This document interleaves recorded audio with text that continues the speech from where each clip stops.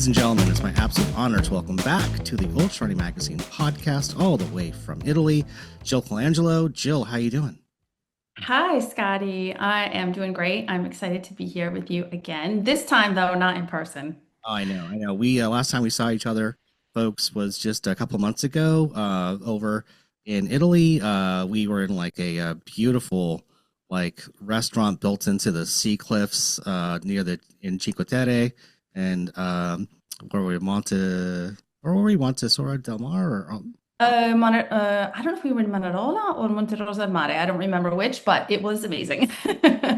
yes. And oh, how I wish I could be back there right now. Oh my God. But I'm so happy to have you here. And because you have been a busy beaver since we last saw each other, and doing just really important work here.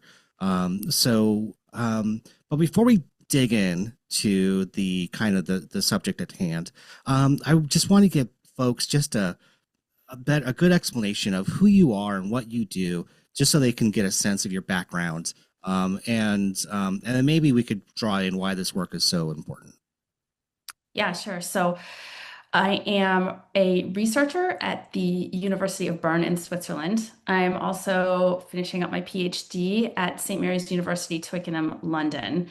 I am a former ultramarathoner and triathlete who got myself into all the trouble, all of the trouble, overtraining and doing all the wrong things. And back when that sort of happened, I became curious about how it was possible that something like this could happen to an athlete. And that kind of led me to a master's degree to study psychology. And that led me to doing a lot of research, which has led me here today to really trying to understand scientifically what is happening in ultra endurance sports. So that's anything that is sort of taking you training, that is requiring you to train for many, many hours per week, and sort of the what happens when you do so much sport that it affects your body and your mind in a way that's not always positive. For me, this was a paradox, and I feel like it's a paradox for a lot of people to consider the fact that doing too much of something that was supposed to be healthy could actually be detrimental. So, therefore, because I saw so many people around me kind of going through the same struggles, and I still see lots of people going through the same struggles, and it was so confusing, as I said, and there's so much involved. There's psychology, certainly, but there's also a huge amount of physiology involved in all of this, and which led me to the studies that I do today. So my goal now is to do research that supports athletes in being able to stick with their sport for as long as possible, but realizing that there may be some caveats to that along the way. So that's the work that I'm doing, is hopefully to clear up some of those paradoxes, let's say. Yeah. It's this sport is relatively new, and it's one of the fastest growing sports in the United States. And there we don't have the histrionics of research and time to really provide us the guardrails that we need to do to ensure that we are doing this safely, in ways that it's just the great unknown, which is very exciting. We're seeing people push the limits of their body, what we all perceived was unachievable, to making the impossible possible. But again, those guardrails of those unknowns, and that's why we need these sentinels like you out there to really do this work and the research, and putting the time and effort, and brain power into helping us understand ourselves as we venture out into the abyss of that seems to have no limits in the sport, as we see it continue to grow and grow with distances and challenges of time, terrain, environment, all of it. This study is very exciting that you recently published. So if you could kind of tell us what's a study, what brought you there, and what did you learn? Yeah, so this study is something that honestly, I have to be honest, when I first kind of designed this study, it was a while back, and I knew that I wanted to look at mental health in ultra endurance athletes. That was really my primary goal. And I didn't at the time have the resources or the budget to get really complex with a lot of this. And my idea was, well, let's give these athletes some psychometric assessments and sort of see what comes back. And I knew that the power of the study would be in the statistics, in the analysis, because I wasn't in a lab with a bunch of athletes. This was going to be an assessment that athletes could access online. They would go through a survey, they would answer some questions. And while there could be some limitations to that type of study, it also opens up a huge amount of possibility based on the juxtaposition of not only the psychometric assessments that you use, but also the demographic questions that you ask. So in this case, what I did was asked athletes a series of psychometric questions about eating disorder and disordered eating, and that's a formalized assessment called an EAT 26. With that, I asked the athletes a number of demographic questions, things like their age, sex, how much training they did per week, whether or not they had ever been diagnosed with any other mental disorder in their lives. And I was trying to understand sort of what is the prevalence of these types of conditions in this population. Could I compare that to the general population? What sort of did what did the stratification of the data look like? So this study was a great way to sort of take a huge amount of athletes. And by the way, I have to say that it's the community of ultra endurance athletes who were so generous with their time and came in, and I had advertised this study in a number of different places. And ultra endurance athletes came from all over and were emailing me like, give me the study, I want to take the study. And they were so generous. And so for that, I have to say, like, what an amazing community we have. I mean, I always knew that, but it's so amazing to see that every time if I have to do a study proposal, and let's say the people that I'm trying to convince that, they should give me the time to do this study, they'll say, well, how do you know you're going to get that many participants? And I'm like, oh, you don't know ultra endurance people. Like, you don't know, in this case, you don't know the ultra running community, like, because they're so good and they're so willing to be part of this study. So that's my little gratitude to everyone who's listening to this and beyond. But, I knew that this study would be able to tell me a lot about a lot of different people. And so I think the strength really lies in that. So when we gave this assessment to these athletes and we looked at all the data, what we found was that eating disorder risk. So the EAT 26 tells you about eating disorder and disordered eating, right? So for the purposes of this conversation, we'll just say eating disorder, right? So eating disorder risk was positively correlated with the number of hours per week that athletes were training. So that means that the more hours per week that the athlete trained, the more likely they were to be at risk for an eating disorder. Okay. Can I ask you a quick question here? Yeah. You give us a definition in terms of the study of what does an eating disorder look like? Yeah, so it's a good question. Like I said, the tests assess for eating disorder and disordered eating. Eating disorder would be, by virtue of this test, something that would rise to risk for an eating disorder would be behaviors, so specific behaviors that would make us feel that the person who responded in that way would require further assessment by a clinical professional. Okay. And so this is a lot about the actual frequency of certain behaviors that someone would be doing in the course of a week. Okay. And there's like a Likert scale. A Likert scale is something that is sort of from not really at all to a lot of said behavior. And so these are concrete things like how many times did you do this? How many times did you do that? And it can be things like how many times were you, concerned about your body weight? How many times did you like purge? How many times did you not eat when you felt like you were going to eat, right? So this is very specific behaviors that one could quantify. And even though, again, this is self-assessment, it is something that is very specific. The disordered eating part of this is more about your attitudes toward food. So, for example, it will be things like I enjoy eating, rich, heavy, new kinds of like rich foods. Like I'm basically what we would maybe say is a foodie, right? And so that's more of like your attitude. That's not how many times per week are you doing that thing. That's more like your attitude. And so the way the person responds to those questions tells us a bit about whether or not they would be likely to be disordered or have disordered thoughts or maybe just do weird things with food, like a lot of people do.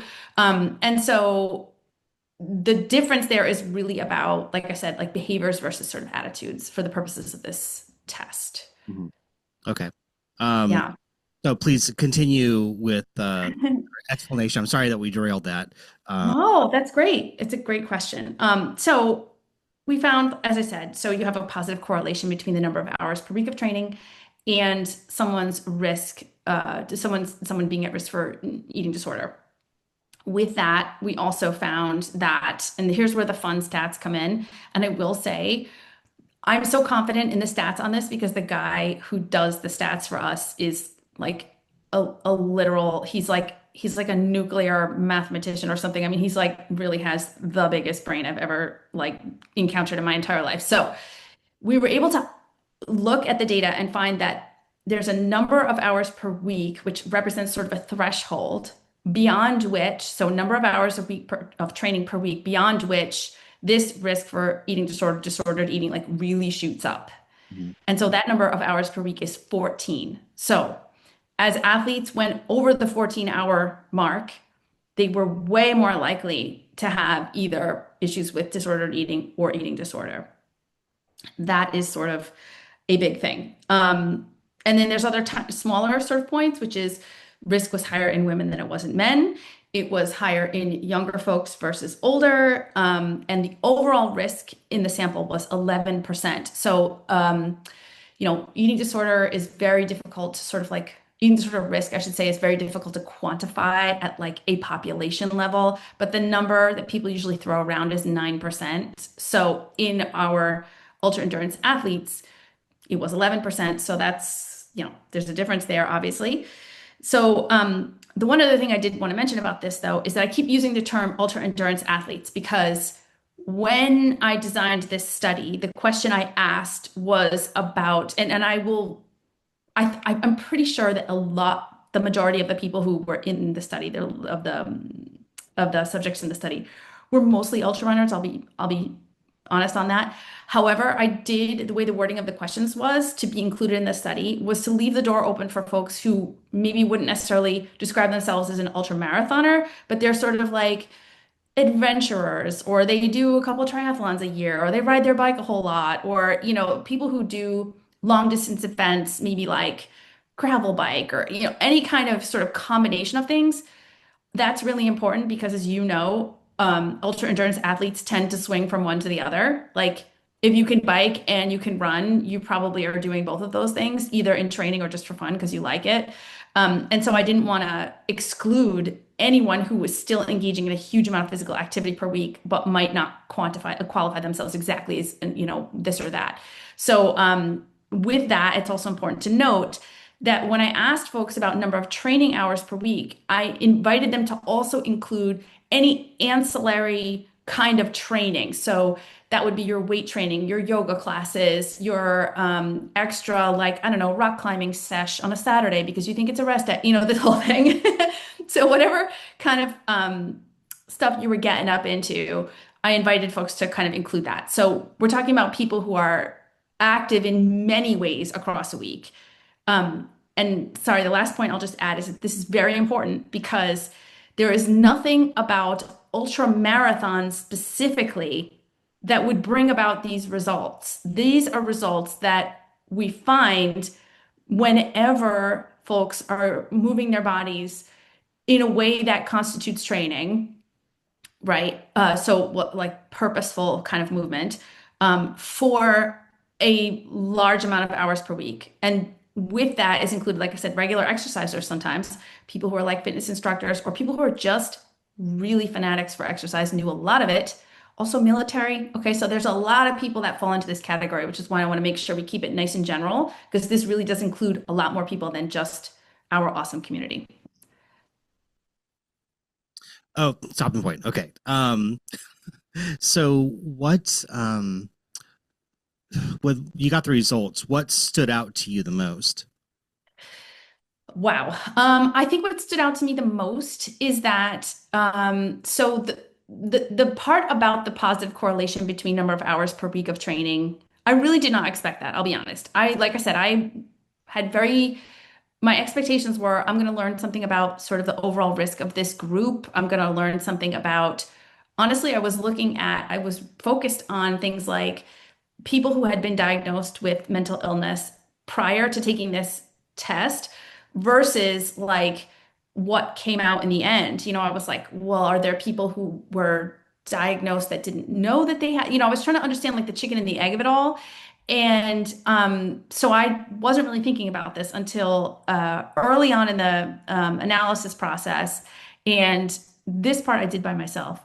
So I'll give myself a little pat on the back for this one, which is that I decided to sort of stratify out the number of hours per week because I was like, okay, well, we have some people that are training maybe, 5, 8 hours per week, which is possible. In ultra, it's not weird to have someone who just, doesn't do a whole lot of training during the week, but then they do their like big runs on the weekend. So someone who's doing light hours is not weird. Um, but then when you put that person in the same category as someone who's running or training over 20 hours per week, like there's some different things happening there. So I decided to sort of break it down by these chunks of number of hours per week. And I really did not expect to see that graph go straight up. And so that was really shocking to me because, again, I, like many people, was sort of sold the idea that it's all mental, right? Like your limits are just mental and that there's really no limit except if you think that there is or that there's some place out there in the magical world of ultramarathon or ultra endurance where your mind can somehow override what your body is doing. And I've written about this before and I've talked about this before, but that romantic idea of how we sort of why we are attracted to ultramarathon was really something that I really bought into myself. So to see scientific evidence that that's not necessarily the case was really shocking to me. Right. So why do hours per week matter so much? Um, Yeah. Wait, by the way, sorry. You just my went completely blurry. I can't see you at all. I think the audience prefers me being blurred out. It'll fix itself. So please continue. Okay. Yeah, as Okay. long as people can see your beautiful smile, we're all good. Yeah. Okay. Why is it important number of hours per week? Okay. Because something that's really important to the sort of the backbone of a lot of the research that I do is something that people are a little bit, they've been given sort of mixed information about, which is that in your tiny little brain, which by the way, has the protections it has from an evolutionary perspective. Okay. It's set up the way it is to sort of assess threats because it is like caveman brainstem stuff. Okay. So it really hasn't evolved all that much. Run. And so Yes, okay. pretty much, yes. And so your brain, when it sort of perceives, when there is physical stress and when there is mental stress, it is not real good at understanding the difference between those two things. That is really important because a lot of us are told that physical stress sort of cancels out mental stress. Okay.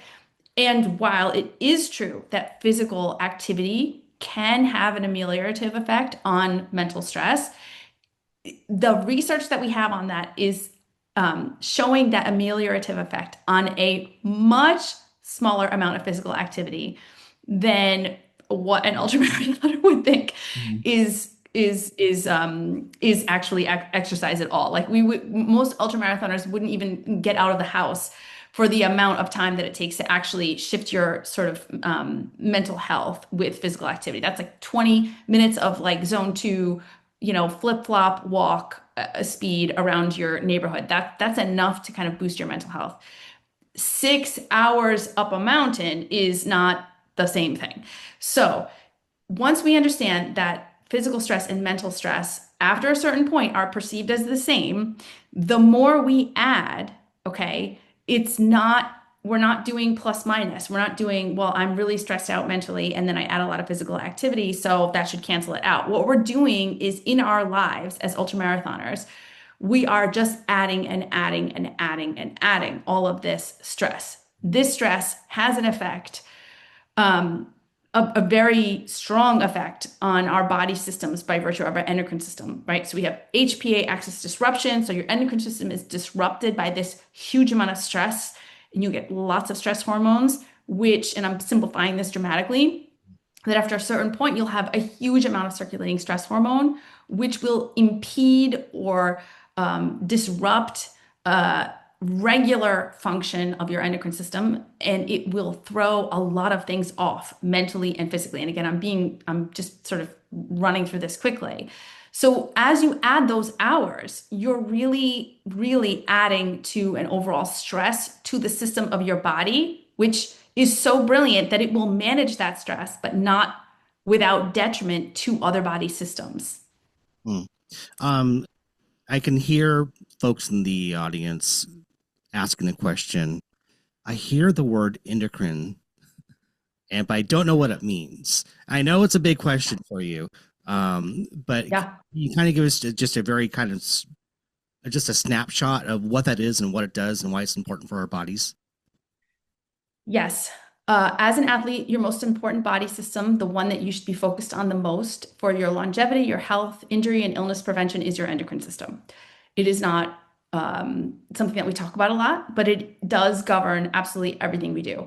So it is the system of, from a biological perspective, we're talking about glands and we're talking about hormones, and there's a symphony of glands and hormones in your body that whose job it is to regulate and organize and keep in motion like a million and one different things that you do, from what getting up in the morning to your metabolism to fertility to heat regulation to oh my gosh, everything.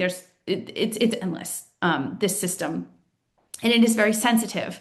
And what is difficult for athletes to understand is that it is sensitive to not only the amount of physical activity that you're doing, but it's also sensitive to some of the mental stuff that you go through. Okay. And so it is important that the integrity of this system is intact because, as I said before, it is very much like it is very resilient in the sense that it will protect you for your stupidity if you keep being stupid, but it will mess up a lot of things in the process. So, a classic example of this that many people will understand is something called hypothalamic amenorrhea. Okay, and this is what happens when a woman who would normally be menstruating, right, loses her period.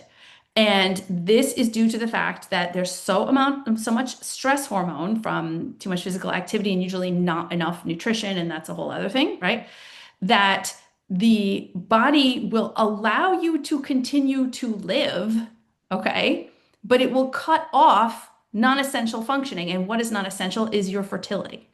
Okay. So you will lose your period to stay alive because you are doing stupid things by like training too much and not eating enough. And by the way, I'm being flippant because guess what, folks? I went through it myself. So, um, that's a great example of the ways in which the endocrine system will allow you to keep living, right?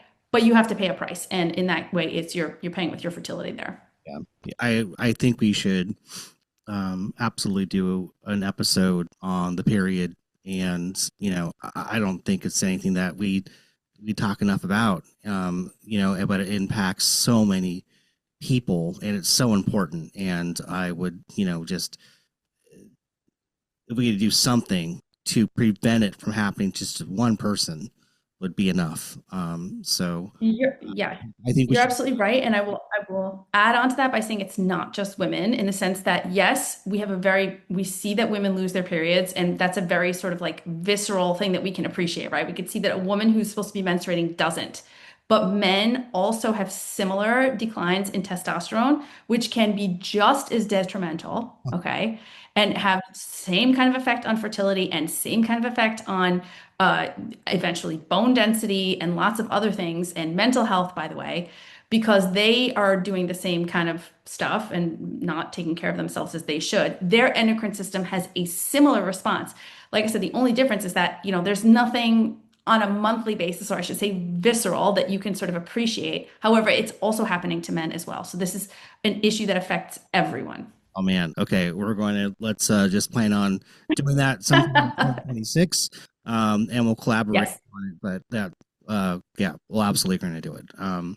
So getting back to the study and identifying this 14 hours per week marker of heightened vulnerability, how can athletes approach or interpret that without seeing it as like, well, I'm coming up on 14 hours. I guess I should stop before something happens because something bad's going to happen to me. So, how should they interpret that? Yeah, that's such a great question. And I think it's true. It's like you don't want people to think like, oh no, we have to turn back. My 14th hour is coming. I think that the 14-hour thing is a great way to sort of do like a check-in, right? And I think what we have to understand is that nothing about, and I'm gonna use ultramarathon here since that's who we're talking to, but you can again extend this to any ultra endurance sport. Nothing about ultramarathon is normal. Okay. And we all know that. And we kind of joke about it. Ha ha ha. Mhm. But the truth is that um, the way that one must legitimately train to be prepared for an event requires an outsized amount of training to accomplish that. Even at the very basic. Okay. Even if you're just doing like a 50K or even like a 50 mile. And I kind of joke that now that's considered like a shorter ultra distance, but Really insane. We're it not, is. we are so not right in that, but yeah, I agree. Yeah. Right. So, like, in order to just sort of enter into sort of the baby steps of the ultra world, you are still doing a huge amount of training just to meet those demands. Okay. And what is required to manage that is not normal. So, it's an outsized amount of physical output, it's an outsized amount of nutritional stress. It is an outsized amount of time management. Okay. There's a lot going on there because while it's true that some people are professionals and elites and their main job is to sort of run and support their running, a lot of us who are lining up at the same races, right? We have full-time jobs. We have families. We are squeezing in training. We're getting up at 4 in the morning. We're, training into the night. We're doubling up on weekends. We're doing all kinds of crazy stuff to support ourselves. We don't have a nutritionist. We don't have a therapist who's like, helping us stretch. We don't have a care team. What we have is ourselves and a crazy schedule. And we just have a lot of motivation to do this, Mhm. right? And so when we start looking at our weeks and we start to see that the number of hours, these training hours are just adding up and adding up and adding up, it's important that we really ask questions such as, if I'm adding training, am I sure that the training that I'm adding is positive and useful for my performance at that race? Or am I adding more hours because I had a bad day? Yeah. Oh, Or because and I'm being honest here, is it like sometimes like some people saying things like, I really want to indulge on Saturday morning after my run. I really want to go hit that pancake breakfast. Is it I ate too much last night? Is it I don't know how to eat safely unless I add more hours? Is it, I mean, we start to get into lots of other territory or like I'm going through a divorce. This is my therapy. Like there's a lot of people throwing around the banter of like, well, running is my therapy, therefore I have to do more of it. So you see here, when we start with that 14-hour mark is like, okay, let me check in here. Let me see. Am I training in a way that is consistent with finishing success? Or am I putting my shoes on for a reason that isn't necessarily finish line specific? yeah. Oh, that's a great. Those are great questions to ask yourself. Great questions. Mark that one in the episode, folks. Do a time check. That is really critical. Really critical. Yeah. And it's I wish I had asked myself those questions back in the day. I didn't. yeah. And when we kind of do this in a community sense, we kind of get this echo chamber going on that they're my peer group. they're my mirror, and so if they're doing it, then it must be okay. uh, Yes. I'm not asking Yes. questions. They seem fine. You don't know that. You know jack of shit about them, Yeah. their story, and what propels them to continue. Like, yes, like for the most part, I think I would hope that we're all doing it safely and in a way that is good for us, right? But that's why we have the conversation to ask these questions. So you ask yourself the question, you know, is this being done in a way that is healthy for me? You know, Yeah. And folks come to ultramarathon for many different reasons. Some people are, and this is kind of gets into like I do it for the your potato chips and potatoes and salt. That's why I'm here, folks. okay. So see, and I would say that makes you a risky athlete because you didn't say I mean, and again, you're just being honest and we're kind of joking around here, but you're not like to the mountains I must go. You're like to the French fries I must go, which fair, okay? And I am not criticizing that at all. But like I said, I would put you in the category of someone at risk for making choices that aren't necessarily conducive to long-term health and long-term success in this sport because maybe at some point your need to kind of again, pardon the pun, but sort of feed that beast uh, may override your need to keep yourself healthy as an athlete as time goes on, you see? Yeah. So it's a fine line here. And again, lots of times people will ask me, like, well, do you think that there's something about training this much that changes like the brain chemistry and leads to these types of results? Or do you think there's something about what kind of people are drawn to these sports? Like, is there something?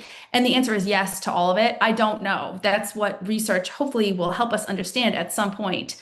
I think it could be a combination of both, or I don't know for sure. But people come to ultramarathon for many reasons. Some of them are some of them are some of them are healthy and some of them might be questionable, but who are we to judge that? We're not, which is why I'm doing this work.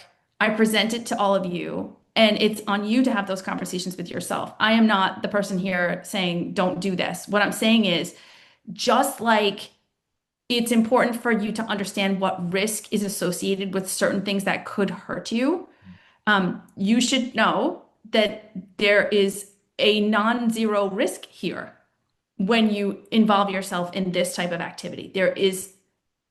You need to be responsible and you need to really check yourself, which is why, like I said, if you're starting to approach that 14-hour thing, maybe that's what that number does. Maybe that number invites you to just check in. Yeah. Right. Just having some just baseline, consistent self awareness of That's right. what you're doing and why and how much. So, one, I think a really important aspect to this, it's the understanding the eating disorder, and what is the risk of what are we really looking at, for folks? What kind of damage, potential damage, are we doing to our bodies, ourselves, or you know, if we hit this kind of threshold? Yeah, disordered eating and eating disorders, there are many outcomes that are really difficult. And I want to just say one thing here. I'm not an eating disorder specialist or therapist in the sense that there is a world in which certain people will become so ill that they won't be able to do anything, much less sport. So I would like to just like leave that aside because I cannot speak to that group. But what I will speak to is I think the vast majority of people, which is the group that starts to do weird things with food and then maybe gets themselves in some trouble when things like weight loss start to happen, or because weight loss isn't necessary, or when their mental health becomes affected. So, something that people don't often talk about is when it comes to eating disorder and disordered eating behaviors, is that the big hit here is going to be to your mental health because the more you either let's talk about, obviously, when we're talking about eating disorders, we're talking about the ones that are clinical diagnoses. So we're talking about things like anorexia, we're talking about binge eating, we're talking about something called orthorexia, where we're just really concerned about the types and quality of the food that we're eating. That's sort of a newer kind of diagnosis. And there's also something called ARFID, which is about restricting food choices not related to body concerns. And that's something that is a little bit more specific to the neurodiverse community. But generally speaking, here in our group, we're talking about binging, we're talking about restriction. Okay. And so folks who are engaged with sport because it implies a transactional relationship. And what I mean by that is that I ran this much, I can eat this much, or I ran this much, I don't have to eat that much. Or if I do this race and there's that aid station, I can have those Oreos, or I can justify the pancake breakfast, or this kind of transactional relationship, okay? Which it's something so pervasive that we don't even think that it's weird, but it's weird, okay? We shouldn't be thinking this way, but we do. It's our culture is like, oh, it just it's everywhere. It's like in all ads, it's like, oh, you did that exercise, you can justify the ice cream, or vice versa, or I ate too much ice cream, tomorrow I have to go run. It's so normalized in our culture that we just kind of overlook it. So when that gets out of hand, we're putting an enormous amount of pressure on ourselves, and it's the mental health part of this that is going to be the first to go. Okay. And that's going to be the first thing that you notice. That's going to be the first thing that your family and your friends notice. Okay. And again, whether or not weight loss is happening, because certainly that's not always a requirement. It's not always an outcome when we're talking about eating disorder. I think that's kind of like what people assume, but that's absolutely not necessarily part of the equation at all. And by the way, eating disorders occur in athletes of all shapes and sizes, absolutely all shapes and sizes. Yeah. And so we can't look at someone and tell. But what will happen is that mental health will be affected. So, I can tell you things like, stress fractures and bone density, and we can talk about GI problems, and we can talk about, again, infertility. We can talk about all of those things, which are part and parcel of eating disorders for sure. But the idea that someone doesn't will not permit themselves to eat unless they do a certain amount of sport.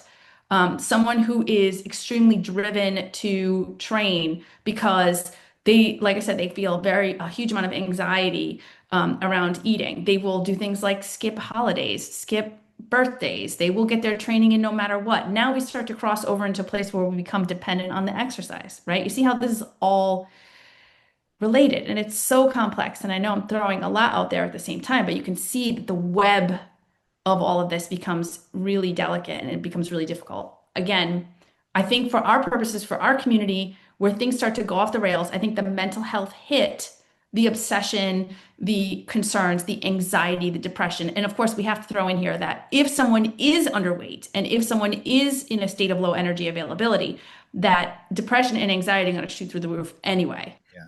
Yeah. Right? So these things, again, chicken or egg, the depression, the anxiety, all these different things, they really just become that never-ending circle until, things start to really become painful.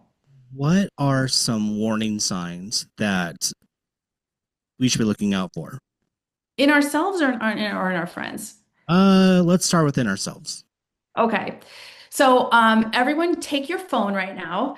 And if you're on Instagram, or even if you're on TikTok, go to your For You page and tell me if the first like page is all Ina Garten's brownie pudding.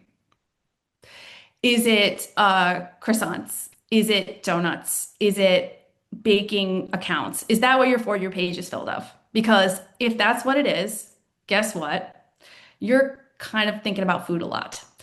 And this is one of the first things that we see in people that are struggling with eating disorder and disordered eating is that food becomes like a very important focus in someone's mind. And if someone is restricting, chances are they're going to be really interested in things like cooking and baking and looking at these accounts that are now like so ubiquitous, they're everywhere. And it's going to be top of mind for them. They're going to really be thinking about when they're eating, how much they're eating. They're going to be really obsessing about stuff. I mean, classic eating disorder thing is like make baked goods and give them away to other people, never really eating them. In the case of an ultramarathoner, that might look different. So they're making a baked good specifically to follow up, let's say, a big effort. Okay. There's going to be a lot of food thoughts, we call. So it's like someone's always thinking about food, talking about food. Like I said, the For You page is like filled with baking. Okay. Some other things is irritability. So just being cranky, just being upset, like absolutely do not want your schedule messed with. Like don't change plans. God forbid it should rain on a day that you're supposed to do like a run of some kind and you can't do it or the weather is bad or whatever. Like that's not going to happen. You'll find people do things like, well, I can't do my 20-mile run outside today because the weather is bad, so I'm going to roll up to the local gym and bang out 20 on a treadmill, stuff like that. People become extremely rigid with their schedules. People become very, like I said, anxious about getting the training in. Some other things will be sort of physical things, like you might notice again GI problems. So constipation is a big one. Things not moving easily. You might have problems digesting stuff. You might be like, oh, I think I need probiotics, or I need to go on a restriction diet. I have to cut out sugar, or I have to cut out. Somebody said I shouldn't be eating whatever, and it's like you'll hear people start doing again weird things. They start doing food elimination diets and all this stuff because they think they're going to fix their gut that way. Um, as you go down the road, people will have trouble sleeping. Very specifically, as things get really bad, people will wake up in the middle of the night and have things like night sweats. That's a whole other thing. People will, women will lose a period or their period will become extremely irregular. Men will have issues with testosterone, which means issues with libido, which means all the things that you think are associated with that. And on and on and on. I mean, there's a lot of different things. I would say we also have to think about folks that are, again, in that who are like binging or overeating in response to the training and stuff like that. That's going to be mostly, again, it's the anxiety, it's the stress, it's the food thoughts, it's the focus on training all the time. And I want to reiterate that the body shape does not matter for these people. So there's a wide range of things to look for in Yeah. ourselves, I have to be honest. Wow. Yeah, Wow, that is a lot. That is a lot yeah, to consider. yeah. So if those are the things that we should be asking ourselves and taking a look at, um, what about, and you alluded to it, our um, our friends and running coaches. What should we be looking out for? The people we know and love. hmm Yeah, I think the first thing is most people, because dieting and doing weird things with diets is so normalized in our culture. Like you hear someone being like, oh, I have to cut carbs, or I have to cut sugar, or I'm not eating dairy, or anytime you start to hear people talking about dieting, specifically like this time of year, right after Christmas, it's classic. Like people are going to start talking about diets and cutting this and cutting that. From a sports nutrition perspective, it makes no sense to start cutting food when you are an ultramarathoner. And there's just no way, if you're training consistently for ultramarathon, there's no way you can keep up with that caloric burn. I mean, it would be very difficult to do so. So when you think about an engine that needs to run, and then you think about cutting back on the fuel to make that engine run. So that logic, when you start hearing people really focused on weight loss while they're training for ultramarathon, like that's something to be a red flag. And again, it's hard because it's normalized in our culture, and it's normalized just even across, whatever sport you're in, which is completely doesn't even make sense for the sport that we're in. So definitely that mood changes, just moodiness, just being crabby, like being like snapping at you, or just being in a miserable mood. Somebody who is feeling down, maybe they can't really like put their finger on why that is. When you get into advanced stages of eating disorder, people are like really cold, they're layering up, they've got a million layers on. That's kind of a classic one. Somebody who is, and I should have mentioned this earlier, but a really integral part of this too, a recent addition to this whole equation, is the focus on wearables, metrics, data. all this stuff that's coming out of the rings, the watches, the straps, all this stuff. Okay. So people are obsessing on this stuff even more than they ever have before because it's so easily accessible. And there are a whole host of anti-logic reasons why someone should not be paying attention to the numbers, especially when it comes to calories and caloric burn and like tracking macros and calories. Like that science is so flawed that someone who's spending a lot of time like really focused on that, it's just a problem waiting to happen. So when you see people overly focused on that kind of stuff, go ahead. Let me just pose a I want to pose a scenario to you, and I want to hear your feedback, okay? Because this is something Yep. that I'm sure we have all said to ourselves or had conversation with someone, or someone said it to us, right? Which is, look at my watch. Oh, I burned 2,400 calories today. I want to get my food on. I burned, 2,400 calories today. I can do whatever I want. Um, so what's your response to that? The looking at the caloric intake, um, and what the next step should be. What is the usual response, and what is the healthy response to that? Yeah, I mean, I don't think I think that this is new for a lot of us, right? Because like when I was still actively competing, like we did not have access to that kind of data, and that's not a long time ago, right? So this is a fairly new thing. So we have to like be gentle with ourselves, right? We're curious, we're kind of interested. We're like, "Oh man, that's so cool. Like, look, there's a piece of data about me. Like, who doesn't want to learn some number that, corresponds to what they've just accomplished, right? Whether it's how many miles you've run, feet of vertical you just climbed, calories you burned, like we're humans, we're kind of excited by these numbers, okay? And so there, that's fine. But again, going back to that concept of a transactional relationship, when you literally look at that as like calories to now spend, Mm-hmm. that's where things get a little dicey. Certainly, you have to cover your caloric needs, and sports nutritionists, the sports dietitians will be able to speak to this better than I can. Certainly, you need to cover your caloric needs, and you need to do that in a way that's as healthful as possible, right? You need to cover your macronutrients and your micronutrients, okay?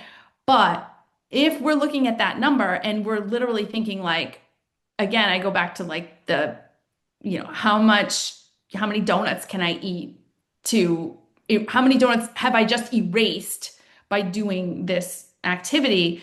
If it's like that all the time, we have to really kind of check ourselves. If we become singularly focused on that caloric number as sort of like that is our permission slip for the rest of the day, or that's our permission slip for many things. And by the way, we're talking about food, but this can also equate to alcohol. It can equate to, because alcohol certainly is not a small part of this as well.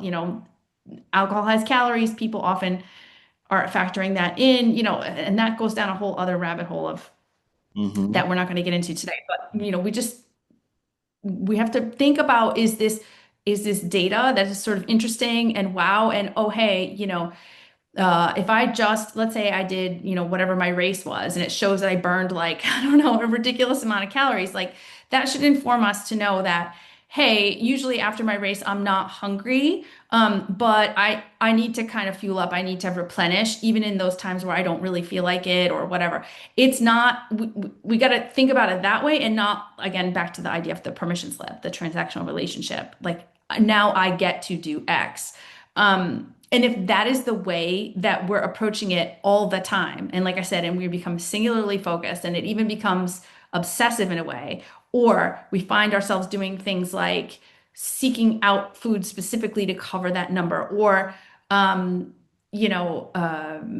we find ourselves seeking a certain number in order to be permit like a number of calories burned, adding mileage in order to quote unquote afford a like planned outing of food or planned baking or planned eating. I mean, you see where we're going here. And I know everyone's listening and going, this girl is nuts because No, no, this no. is what I do every week. Like you said, this is like this transactional eating.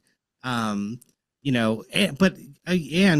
there's also the other side of it, which is I burned 2,400 calories. I need to burn more because burning more calories means I'm losing weight. Losing weight is good. I need to stay underneath, I need to hit this weight and stay under it. So, let's see how much further we can drive that number up. Um, Yes.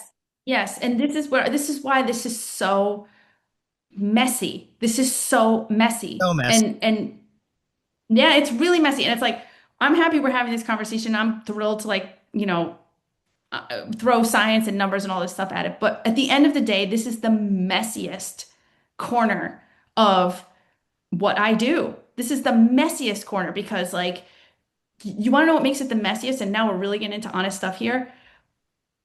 People don't want to back out of this. And the reason why they don't want to back out of it, it's cultural and it's aesthetic. Mhm. That's the whole thing. And this is what, this is what keeps me doing research because if people are underweight, right, and they are getting compliments for that, and they are feeling that they're running faster, which by the way, that is a short-term Yeah. solution for being faster. Um, and they are getting kudos from family and friends, and they are getting like a thumbs up from the running community, and they're like, wow, I feel like an athlete, I look like an athlete, like I'm really feeling, oh my God, my feet are flying across the trail, it's amazing. And then it's like, how do you tell somebody that they're eventually going to hit the wall? They will, they always do. But like, how do you stop that process? People are not going to back away from that. They feel amazing. They're like, this is great. Like, I feel better now than I have in a long time. Second part of this that makes it extremely difficult is now when we start talking about real clinical eating disorders, Yeah. the treatment protocols for these are like it's so hard. The treatment outcomes, if you look at the research on the treatment outcomes, there it's all bad. People back out of the studies. They don't finish the studies. They don't stay in the trials. When they do, people relapse. And again, I'm not trying to be gloom and doom. And I'm also, again, like I said, I am not an eating disorder therapist. Yeah. So, No. don't come at me, everybody, for, whatever. But it is extremely messy. It's messy. Yeah. It's very, very, My gosh, yeah. my soul just ached a moment ago thinking about complimenting someone on "you look great," um, and becoming a bit of an enabler, not purposely, but a bit of an enabler to the own personal hell that they're going through to keep going, to keep that sort of vicious cycle of being in a constant caloric deficit, and struggle of pushing themselves in a way that isn't healthy, and there's been a time or two in my life where I've seen someone, maybe some time has passed since I can think of one person in particular who it was quite obvious that they were in the throes of um, a eating disorder, body dysmorphia. Is it dysmorphia? Dysmorphia. Dysmorphia. Dysmorphia. Dysmorphia. Thank you. Um, where I didn't want to say you look great. You know, I didn't want to attribute to. I could see there's something unhealthy going on here. I wasn't close enough to them to have an honest conversation with them about it. You know, but I didn't want to give in to that. You know, you look great, giving them praise for something where I could see that's a problem. And I hope that that if there's one of many takeaways here of that, if you are close enough to somebody to recognize that there's something going on there, that you have a deliberate, honest conversation with them about that, and maybe bringing some self-awareness, because sometimes people have no fucking idea that this is going on. We're usually the last folks to know that there's a problem, right? Before we go and seek help or make a change, positive change in our lives, right? I don't know.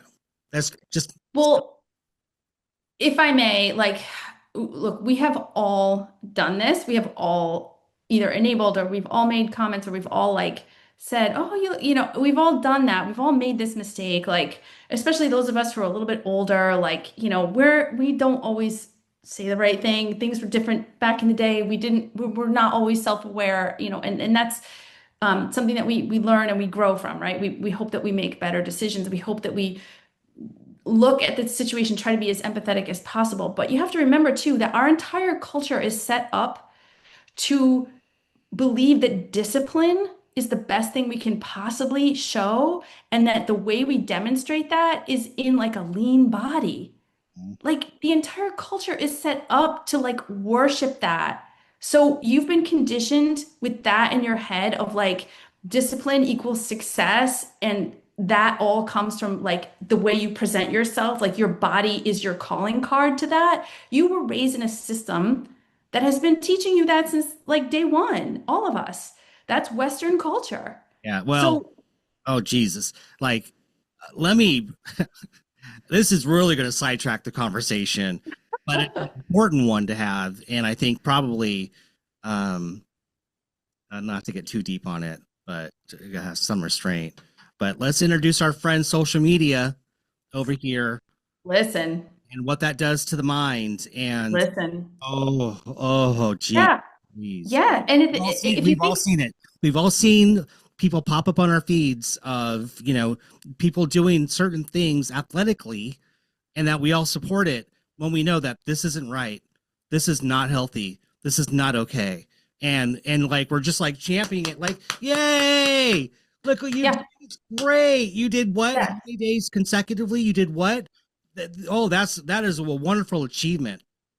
No, no, no, no, no, no. No, it's not. You are giving in to something that is not healthy. Um, Ask yourself, would I do that? Would I do that?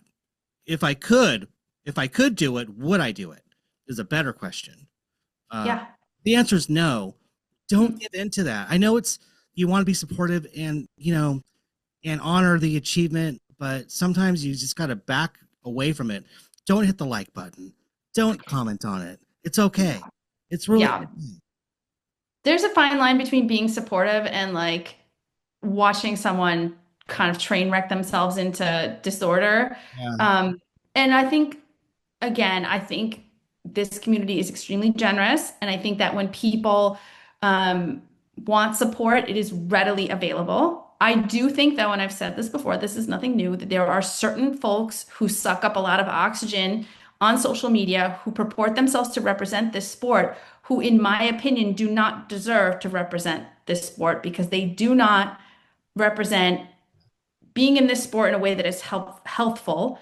Um, and I think it's really important for people to recognize the fact that ultramarathon contains legions. There are people who are all different types of people who are doing things very healthfully, people who are not. And you should not look at one person and see them as the only representative of a very wide and diverse sport that can have a lot of different outcomes. Yeah. And sometimes the loudest voices out there are not necessarily the ones you should be following. And I do think that there is some responsibility here on the person that is putting out this content on a consistent basis, that you're influencing people to take steps to get into an unhealthy behavior. And that's what drives me crazy, because when I got into the sport, it was what really drew me in, not just being outdoors, amazing.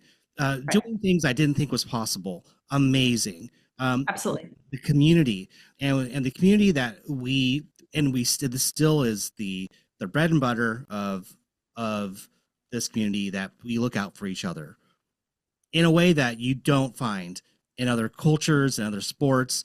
This connection that we have with one another, it's so lovely. But there are some dark corners here.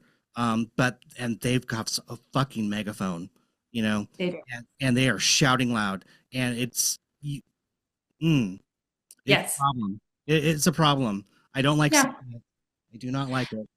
I agree with you, and I think that so one of the things that I've done, I wrote a paper about ultra endurance culture, and I sort of called out some of these things that we frequently see in the way that ultra marathoners ultra endurance athletes talk about themselves and how they talk about the community. And I think it's really important that we recognize that we joke, and it's like a very common saying, oh, ultra runners are all crazy, and that is fun, and we mean it in a very fun way. I know most of us mean it in a light way, right? Because this sport is not for everyone. Like, it's just not. I mean, it's not about, at a certain point, what we do is not about physical. It's about mental. It's about our psychology, and our psychology is sort of like giving us a reason or a motivation to push through and continue to run when your legs feel like they're going to fall off. So that is something that we have to recognize. But like, the idea of using the word crazy and feeling though that's a justification for being of poor mental health, Yeah. and that being sort of like, well, that's just part of it. No, that's not what we're saying. That's not correct. If you are hurting, if you have come to this sport because you're hiding an eating disorder, if you have come to this sport because you're hiding a substance addiction, if you have come to this sport because you are sad, because you are working through something traumatic, because you don't know where else to go, yes, there's a space for you, but this sport is not going to fix you. No, no, no. It's not. Yeah, we're really getting into the It's not going to. biology of what drives someone, and really, it's about and getting the proper help. You know, it's getting Yes. the proper help to wellness. That is the most important thing. Your well-being is the most important thing, and yes, this is an excellent avenue for you to grow and learn, and heal, and really fucking Yes. heal. Um, Sure. so yeah,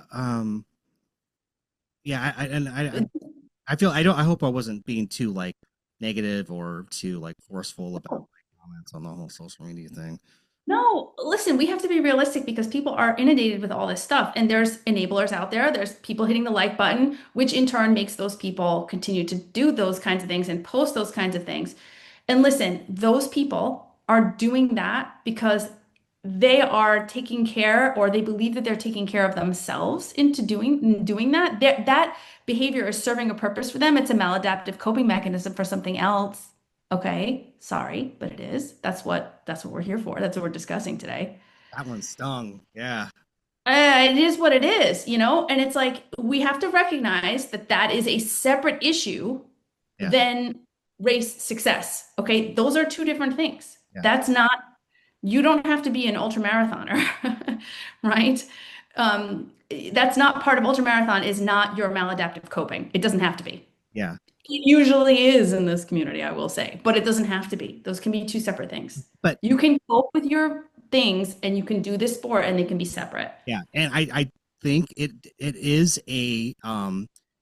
a bit of a component to the conversation at hand here of what drives you and is keeping you in this vicious cycle. If you are someone, and we hope that you are not, but that you've got you know a disorder related to eating, that you're in a constant caloric deficit, or that you are looking at your calorie burn as a bank to giving you a permission slip, right, to do X, Y, and Z that maybe not the best choices for you, and Devin Yanko, who I love. I'll never forget what she said in an interview a long time ago, but she said, moderation and moderation. Um, which is a really great way to approach just how we look at the things we do to our bodies, put in our bodies, and etc. So, Sure. that being said, Yeah. so what are some, getting back to the study, what are some practical steps that athletes can take to protect performance and their mental health in this sphere? Yeah. I think one of the things, first of all, to protect performance, if you're underweight and you are, and I know that there's a big, I see the messages out there on different social media places where there's a cohort of folks who are definitely underweight, definitely not eating properly, definitely in a state of low energy availability, definitely not hormonally safe, could be struggling with stress factors and injuries, like if that is you, it is absolutely imperative that you recognize that the only way out of this is to slow down training and you got to eat right. There's no way to get around that. I would encourage people to get with a sports informed registered dietitian. And yes, it makes a difference. A registered dietitian is not somebody who got their certification off the internet. I feel very strongly about this. I'm not, I think that these folks are extremely accomplished and extremely capable to help someone. And when you are trying to make good decisions about your health, you really need to be with the best professionals possible. So seek out a registered dietitian who is sports informed. Obviously, one who is going to be able to give you good advice. That's that. For folks who are dealing with they're struggling with their relationship with food in a different way. I still think a registered dietitian can help with that. But truly, truly, truly, it is these eating disorder is a reflection of some other pain going on. Mhm. And so we need to look inside and we need to really think about, do I need to try to get with a therapist? Do I really need to try to figure out what is motivating these behaviors? I think that starting with, I know mental health care is difficult. I know it's expensive. I know it's not easily accessible, particularly if you're in the US. I am aware of all of these things, but some ways that you can sort of get your hands around that is to really sit and think about your motivations for what you're doing and ask yourself the question, why do I feel less than? And why do I think that doing weird stuff with food is going to fix that? Mhm. And doing weird stuff with, exercise, over exercise. Why do I feel like that's going to fix that? And I've said this before in other places, but a lot of times when we get into trouble, it's because we're trying to fix something that we feel is fundamentally wrong with us. We're trying to ask the universe, how can I feel better? How can I be okay? And the truth is that only you can answer that question, and only you can give yourself the grace of, I'm okay. I'm in a good place, and the best things about me are not aesthetic. The best things about me are not even visible on Strava. Um, and so I know it's kind of like a lot to throw in at the end of this conversation, but um, the answer to this, yes, registered dietitian, but the answer to this, it really lies within each one of us to look deeply and just to give ourselves a goddamn break. Seriously, life is hard, everybody. You're not going to fix it by not eating the pizza with your family tonight. That's not going to fix it. Look in the mirror and give yourself the thumbs up because we're all okay. We're all doing our best out here. And again, that's not going to fix it for most people. But you gotta be able to look hard at where this is coming from and stare it down because otherwise it's just adding smoothies, right? That's it's gonna come a point where you're not gonna want another smoothie, but looking in the mirror and really recognizing how brilliant you actually are and all your good qualities, that's hopefully a start. Jill Colangelo, it's always a pleasure to have you on here. I love your brain and your soul, your spirit. Are Thank every you. time we talk, it's more impressed upon me just how important you are to our Thank you. community. Just to be looking out for us. So you put a lot of time and energy and um, into your work, and we are grateful for that. Thank you so much. I love you back. I love all the things that you're doing. And honestly, I think that the best thing we can do on this planet is to be in service of each other. And that's all I want to do is just I want to be in service. All right. Well, I love that. Well, until the next time, and it's going to come sooner than later. We have a lot more to talk about. I hope that you and your loved ones have the happiest of holidays and be safe, be joyful, and be good to each other. I cannot wait to talk to you again. Same to you, my friend.